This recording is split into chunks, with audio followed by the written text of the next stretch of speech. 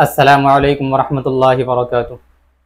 Hello दोस्तों, मैं हूँ निहाल अहमद। मैं आपको यहाँ उर्दू पढ़ाता हूँ और मैं आपको यहाँ वो चीज़ें पढ़ाऊँगा जो बतौर ख़ास आपको 12th एग्ज़ाम में पूछा जाएगा। तो मैं आपको यहाँ सिर्फ इम्पोर्टेंट टॉपिक पढ़ाऊँगा, चाहे उर्दू बुक से हो या उर्दू कवाइद से हो। तो कल मैंने आपको पढ़ाया था कि उर्दू में हुरूफ तहज्जी की तादाद कितने हैं, उर्दू में हुरूफ मुफरद की तादाद कितने हैं, हुरूफ मुरक्कब की तादाद कितने हैं, इसी तरह से अरबी में हुरूफ तहज्जी की तादाद कितने हैं। इसके अलावा हमने आपको बताया था कि उर्दू कवायद कहते किसे हैं। तो थोड़ा सा हम उसके बारे में जान लेते हैं। तो कल हमने आपको बताया था कि उर्दू में कुल हुरूफ तहज्जी की तादाद 52 कितने हैं भाई? उर्दू में कुल हुरूफ तहज्जी की तादाद 52 है। इसी तरह से अगर आपसे पूछ ले कि हुरूफ मुफरद की तादाद कितने हैं, तो हुरूफ मुफरद की तादाद कितने हैं? 37 हैं। इसी तरह से अगर आपसे पूछ ले कि हुरूफ मुरक्कब की तादाद कितने हैं, तो 15 हैं। कितने हैं? इसी तरह से एक चीज़ और बताया था कि अरबी में हुरूफ तहज्जी की तादाद कितने हैं? 29 हैं। कल हमने ये चीज़ आपको बताई थी। इसके अलावा हमने आपको बताया था कि उर्दू कवायद कहते किसे हैं। तो हमने बताया है कि उर्दू कवायद किसे कहते हैं?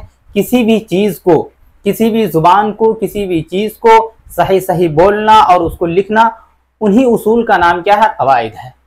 तो आगे आज मेरा दूसरा चैप्टर है, वीवीआई हमने लिख दिया है। बहुत इंपॉर्टेंट चैप्टर है आपका। क्या है? बहुत इंपॉर्टेंट चैप्टर है।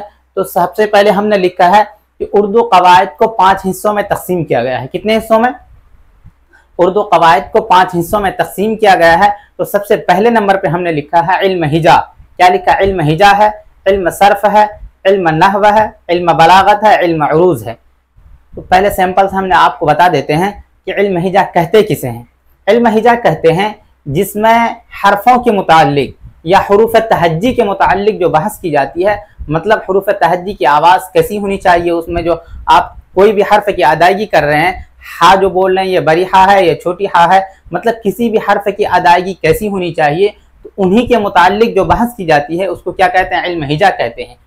मिसाल के तौर पर हमने लिखा है कि इल्म हिजा किसे कहते हैं कि उर्दू कवायद का वह हिस्सा, उर्दू कवायद का वह हिस्सा जिसमें हुरूफ तहज्जी या हुरूफ की हरकत व सकनात और आवाज़ों से बहस की जाती है, उसे इल्म हिजा कहते हैं। मिसाल के तौर पर हमने आपको बताया था कि हुरूफ तहज्जी किसे कहते हैं?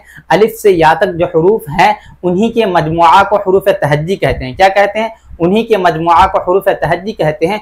तो ये इसी की मतलब हुरूफ तहज्जी के मुताल्लिक जो बहस की जाती है, मतलब अलिफ से या तक जो हुरूफ है इसकी आवाज़ कैसी होनी चाहिए, कैसे लिखा हुआ होना चाहिए, कैसे लिखना चाहिए, तो इन्हीं के मुताल्लिक जो बहस की जाती है, इन्हीं के मुताल्लिक जो बयान की जाती है, इन्हीं को क्या कहते हैं? इल्म हिजा कहते हैं। समझ गए? सैंपल्स हमने आपको बताया है।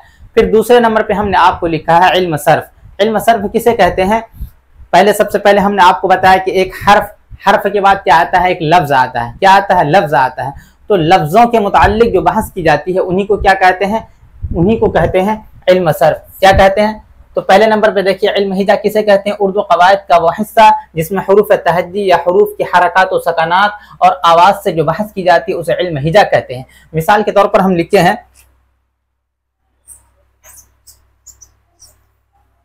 मिसाल के तौर पर अगर लिखते हैं, बोल देते हैं, मिसाल अगर लिख दिया आपके सामने में, बोल दी अलिफ एक हर्फ है, बा एक हर्फ है, जीम एक हर्फ है। ये सारा क्या है? एक अलग अलग एक हर्फ है। क्या है? इन्हीं के मुताल्लिक जो बहस की जाती है। मिसाल के तौर पर हम लिखते हैं ज़ाद, मिसाल के तौर पर लिखते हैं ज़ाल, मिसाल के तौर पर लिखते हैं ज़ा। ये सब क्या है? सर एक जैसा है, पढ़ने में एक जैसा लग रहा है। तो इन्हीं के मुताल्लिक जो बहस की जाती है इसी को क्या कहते हैं? इल्म हिजा कहते हैं। फिर दूसरे नंबर पे आता है इल्म सर्फ। इल्म सर्फ किसे कहते हैं? हमने लिखा है इसमें अल्फाज की साख, इराब और उनके तगय्युर व तबद्दुल से जो बहस की जाती है उसे क्या कहते हैं? इल्म सर्फ कहते हैं। क्या कहते हैं? इल्म सर्फ कहते हैं। मिसाल के तौर पर हमने लिखा था आफ एक क्या है? एक हर्फ है, लाम एक हर्फ है, इसी तरह से मीम एक हर्फ है। तो ये सब एक अलग अलग एक हर्फ है। अब सबको क्या कर देंगे? सबको मिला देंगे। आफ जोर, लाम जोर और मीम बराबर क्या हो जाएगा? कलम हो जाएगा। कलम क्या हो जाएगा भाई? कलम हो जाएगा। तो अब सबसे पहले एक क्या था? एक हर्फ था। हर्फ के बाद अब ये किस में कन्वर्ट हो गया? किस में तब्दील हो गया? एक लफ्ज में तब्दील हो गया है। तो इसी को क्या कहते हैं? इल्म सर्फ कहते हैं। क्या कहते हैं? इसी को इल्म सर्फ कहते हैं। तो इल्म सर्फ में हमने लिखा है जिसमें लफ्जों के मुताल्लिक जो बहस की जाती है उसी को क्या कहते हैं? इल्म सर्फ कहते हैं। तो आगे इसमें हमने लिखा है, इसमें अल्फाज की साख्त, इराब। इराब मतलब इनके ऊपर कहाँ ज़बर होना चाहिए, कहाँ ज़ेर होना चाहिए, कहाँ पेश होना चाहिए, तो इन्हीं के मुताल्लिक जो बहस की जाती है उसी को क्या कहते हैं, इल्म सर्फ कहते हैं। इराब कहते हैं ज़बर ज़ेर पेश को। किसको कहते हैं, ज़बर ज़ेर पेश को क्या बोलते हैं, इराब बोलते हैं। आगे हमने तीसरे नंबर पर लिखा है इल्म नहव।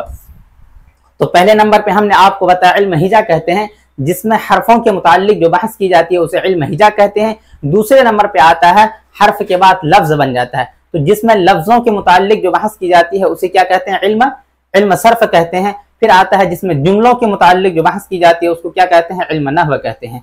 जैसे देखिए इल्म नहव, इसमें जुमलों की साख्त, बनावट और उनके तरकीब व तरतीब के मुताल्लिक जो बहस की जाती है उसे इल्म नहव कहते हैं। मिसाल के तौर पर अहमद स्कूल जाता है, तो सबसे पहले नंबर पे हमने लिखा है कि काफ जोर, लाम जोर, मीम जोर, मीम बराबर क्या हो जाएगा, कलम हो जाएगा। तो एक क्या सबसे पहले यह हर्फ कहलाएगा, हर्फ के बाद लफ्ज बन जाता है, लफ्ज के बाद अब एक पूरे सेंटेंस एक जुमले में जो कन्वर्ट हो जाता है, पूरे जुमले में जो तब्दील हो जाता है उसी को क्या बोलते हैं, इल्म नहव कहते हैं। तो हमने आपको अभी 3 चीजें बताई। क्या क्या बताया, तो सबसे पहले नंबर पे हमने आपको बताया कि उर्दू कवायद को 5 हिस्सों पर तकसीम किया गया है, मतलब बांटा गया है। उर्दू कवायद को कितने हिस्सों में तकसीम किया गया है, बांटा गया है 5 हिस्सों में। पूरे उर्दू कवायद इन्हीं 5 हिस्सों पर मुनक़सिम किया जाता है, बांटा जाता है। इन्हीं 5 हिस्सों में पूरे उर्दू कवायद है। तो सबसे पहले चीज हमने आपको बताया कि इल्म हिजा। इल्म हिजा किसे कहते हैं, जिसमें हरफों के मुताल्लिक जो बहस की जाती है उसे इल्म हिजा कहते हैं। फिर दूसरे नंबर पे हमने आपको बताया जिसमें लफ्जों के मुताल्लिक जो बहस की जाती है उसे इल्म सर्फ कहते हैं। फिर तीसरे नंबर पे हमने आपको बताया कि जिसमें जुमलों के मुताल्लिक जो बहस की जाती है उसे क्या कहते हैं, उसे इल्म नहव कहते हैं। आगे चलते हैं, आगे आपका है इल्म बलागत। क्या है, इल्म बलागत। इल्म बलागत किसे कहते हैं, हमने लिखा है इसमें अल्फाज और जुमलों और नस्र की लफ्जी और मानवी खूबियां बयान की जाती है, उसे क्या कहते हैं, इल्म नहव कहते हैं। मिसाल के तौर पर सैंपल से समझिए, जिसमें नस्र की खूबी और उम्दगी बयान की जाती है उसे क्या कहते हैं, उसे कहते हैं इल्म बलागत। जिसमें नस्र की खूबी और उम्दगी बयान की जाती है उसे क्या कहते हैं, इल्म बलागत। अब नस्र किसे कहते हैं, मिसाल के तौर पर कोई चीज जो आप लिखते हैं, कोई इसे लिखते हैं, कोई मजमून लिखते हैं, कोई दरखास्त लिखते हैं, या कोई नावल लिखते हैं, कोई अफसाना लिखते हैं, तो ये सारी चीजें जो लिखी जाती है तो ये किस में लिखी जाती है, नस्र में लिखी जाती है। एक होता है नस्र, एक होता है नज्म। नस्र में आप लिखते हैं, कोई भी मजमून लिखते हैं, कोई दरखास्त लिखते हैं, कोई भी लेटर लिखते हैं, कोई भी इसे लिखते हैं, तो ये सारी चीजें जो लिखी जाती है नस्र में लिखी जाती है। इसी तरह से एक होता है नज्म। नज्म में आप कोई गीत लिखते हैं, कोई नात लिखते हैं, कोई हमद, कोई शेर व शायरी के अंदाज में जितने भी चीजें लिखी जाती है उसको क्या कहते हैं, वो नज्म के अंदाज में लिखी जाती है। और जो चीजें पैराग्राफ की शक्ल में लिखी जाती है उसको कहते हैं, नस्र कहते हैं। वही हमने लिखा है इल्म बलागत में। इल्म बलागत किसे कहते हैं, जिसमें नस्र की खूबी और उम्दगी बयान की जाती है उसे क्या कहते हैं, इल्म बलागत कहते हैं। मतलब कोई भी पैराग्राफ आप लिख रहे हैं, कोई भी चीज लिख रहे हैं, जब तक वो माने खेस नहीं हो, उससे बात समझ में नहीं आए, तो वो लिखना या नहीं लिखना कोई फायदा मंद नहीं होगा, साबित नहीं होगा, वो बेसूद होगा, बगैर फायदा का होगा। वो पढ़ने वाला उसको नहीं पढ़ेंगे आपके अलावा। अगर वही चीजें फायदा मंद हो, अच्छी अच्छी बातें हो, तो आपके अलावा और भी बहुत सारे लोग पढ़ेंगे। तो इसलिए हमने लिखा है इल्म बलागत किसे कहते हैं, तो उसमें अल्फाज और जुमलों और नस्र की लफ्जी और मानवी खूबियां बयान की जाती हैं, उसे क्या कहते हैं, इल्म बलागत कहते हैं। आगे 5वां नंबर पे हमने आपके लिखा है इल्म उरूज। इल्म उरूज किसे कहते हैं, इसमें शेर व शायरी की औजान, शेर व शायरी के उसूल और अरकान के मुताल्लिक जो बहस की जाती है उसे क्या कहते हैं, इल्म उरूज कहते हैं। इल्म बलागत में हमने आपको बताया कि जिसमें नस्र की खूबी और उम्दगी बयान की जाती है उसे क्या कहते हैं, इल्म बलागत कहते हैं। फिर आगे इल्म उरूज में हमने आपको बताया जिसमें शेर व शायरी की खूबी और उम्दगी जो बयान की जाती है उसे क्या कहते हैं, उसे कहते हैं इल्म उरूज कहते हैं। मिसाल के तौर पर कोई शेर है, तो शेर के अल्फाज को, किस अल्फाज को कहाँ लाना है, कौन सा जुमला को कहाँ लाना है, कौन सा हर्फ को कहाँ लाना है, कौन सा सेंटेंस को कैसे इस्तेमाल करना है, तो एक तरतीब होता है। बगैर तरतीब के अगर हम इस्तेमाल करेंगे तो क्या कहलाएगा, वो शेर नहीं कहलाएगा। मिसाल के तौर पर एक शेर के साथ हम बोलते हैं कि हिनाई दस्त पे मोती सिया बादल न बरसा, हिनाई दस्त पर मोती सिया बादल न बरसा, बरस कर छट गया बादल था जो निकल आया। मिसाल के तौर पर ये अशार जो हमने पढ़ा है कि मिर्ज़ा असदुल्ला खां गालिब जो थे, बहुत बड़े शायर गुजरे हैं, तो दिल्ली के सड़कों पर वो घूम रहे थे कि तो उनका गुजर उनके महबूबा के घर से हुआ। तो उनकी महबूबा जो है नहा के आई थी, अपने छत पे थी, तो अपना कपड़ा फैलाने गई थी, तो उसी में उसका बाल जो था तो उनके चेहरे पर था। तो चेहरे से यूं ही बाल हटा तो उन्होंने ये अशार पढ़ा था कि हिनाई दस्त पर मोती सिया बादल न बरसा, कि बरस कर छट गया बादल था जो निकल आया। तो इतना आप लोग समझ गए। आगे आगे चलते हैं। आगे हमने लिखा हुरूफ इल्लत 3 है। क्या है? हुरूफ इल्लत 3 है। इल्लत का मतलब क्या होता है? जिस तरह से अंग्रेजी में आप बोलते हैं कि हुरूफ वोवेल बोलते हैं, लेटर वोवेल बोलते हैं, क्या बोलते हैं? जिस तरह अंग्रेजी में बोलते हैं वोवेल, वोवेल 5 हैं, इसी तरह से उर्दू में कहते हैं हुरूफ इल्लत। हुरूफ इल्लत 3 है, अलिफ या वाव। लेकिन अंग्रेजी में कितने हैं? अंग्रेजी में 5 हैं। लेकिन उर्दू में कितने हैं भाई? उर्दू में 3 ही है, अलिफ या वाव। आगे हमने लिखा है वह हुरूफ है जो तलफ्फुज में तकरीबन हर हर्फ के अंदर आता है। जो तलफ्फुज में तकरीबन हर हर्फ के, अब जरूरी नहीं कि हर हर्फ के अंदर आ ही जाए, मतलब जितने भी लेटर हैं, जितने भी वर्ड हैं, सब के अंदर आ ही जाए, जरूरी नहीं, लेकिन लगभग हर हर्फ के अंदर आता है। इसी तरह हमने लिखा हुरूफ इल्लत 3 है, अलिफ या वाव। वह हुरूफ है जो तलफ्फुज में तकरीबन हर हर्फ के अंदर आता है। इनके अलावा बाकी जितने भी हुरूफ हैं वह हुरूफ सही हैं। क्या है? हुरूफ सही हैं, याद रखिएगा। अलिफ से या तक जितने भी हुरूफ हैं, अलिफ से या तक जितने भी हुरूफ हैं, सिवाय 3 हुरूफ के बाकी जितने भी हुरूफ हैं वो हुरूफ सही कहलाएंगे। आपसे एग्जाम में पूछा गया है पिछले बार कि अलिफ से या तक जितने भी हुरूफ हैं उनको क्या कहते हैं? उनको हुरूफ तहज्जी कहते हैं। और अलिफ से या तक जितने भी हुरूफ हैं, क्या वो हुरूफ सही हैं या हुरूफ इल्लत हैं? तो हुरूफ इल्लत आपका 3 है, अलिफ या वाव। इनके अलावा बाकी जितने भी हुरूफ हैं वो हुरूफ सही हैं, इतना याद रखिएगा। तो हमने आपको आज क्या क्या पढ़ाया? तो सबसे पहले चीजें हमने आपको बताया कि उर्दू कवायद को 5 हिस्सों में तकसीम किया गया है, मतलब 5 हिस्सों में बांटा गया है। इन्हीं 5 हिस्सों में पूरे ग्रामर, पूरे कवायद आता है। तो सबसे पहले नंबर पे हमने आपको बताया इल्म हिजा।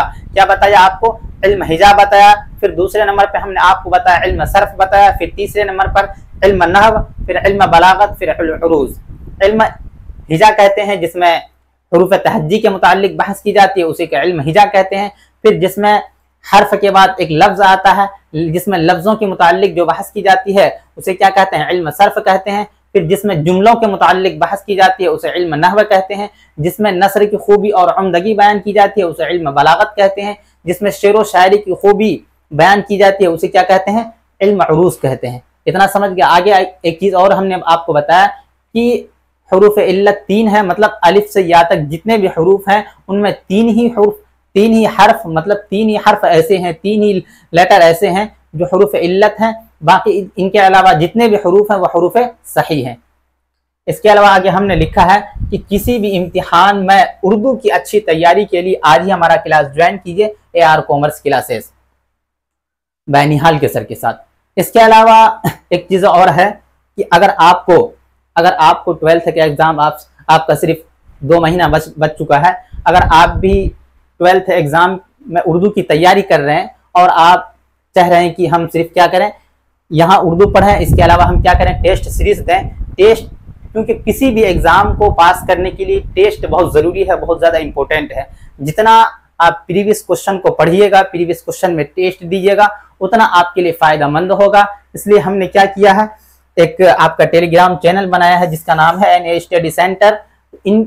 इस टेलीग्राम चैनल पर आपको PDF भी मिलेगा। इसके अलावा आपका पर डे का एक चैप्टर का 12th एग्जाम का, चाहे उर्दू कवायद से हो या उर्दू बुक से हो, एक चैप्टर का टेस्ट भी लिया जाता है। आप इससे ज्वाइन कर सकते हैं। तो इसी के साथ हमको इजाज़त दीजिए। अगर आपको हमारा चैनल पसंद आया हो, हमारा पढ़ाना पसंद आया हो, तो आप हमारे चैनल को सब्सक्राइब कीजिए, लाइक कीजिए और अपने दोस्तों को शेयर कीजिए।